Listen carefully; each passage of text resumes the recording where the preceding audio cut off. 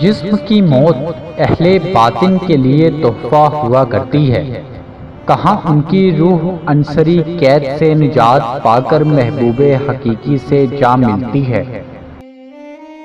نفس اگرچہ ہوشیار اور نکتہ شناس ہے، مگر جب دنیا اس کی قبلہ ہے تو اس کو مردہ سمجھو۔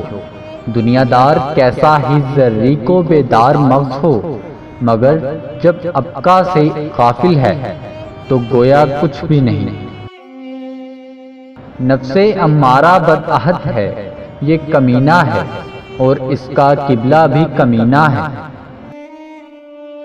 شیطان اور نفس کی آواز کو چھوڑ کر وہ آواز اور ذکر تلاش کرو جو ساکت نہیں، اور ایسے آفتاب کی چمک ڈھونڈو جو غروب نہیں ہوا۔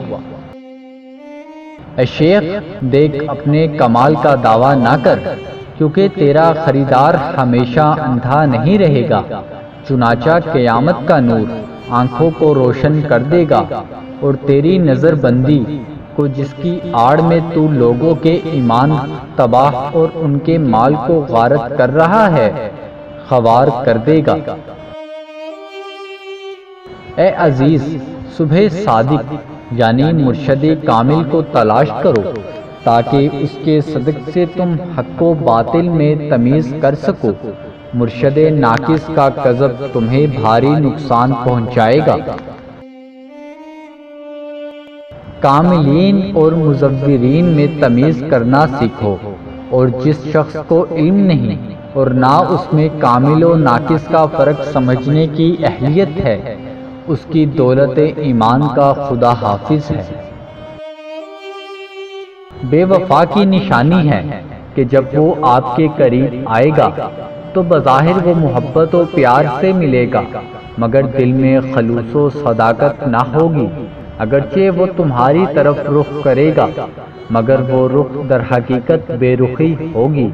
بے وفا کو ہمیشہ اپنے محبوب سے زیادہ دنیا کی فکر ہوتی ہے۔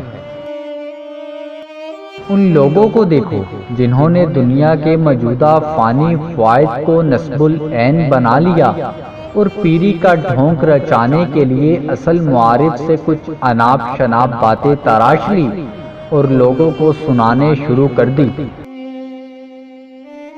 خبردار، مال جمع کرنے کی حس سے پیشوا بننا اختیار نہ کر، بلکہ پیچھے چلنا اختیار کر، تاکہ تیرے آگے روشنی واقع ہو سکے۔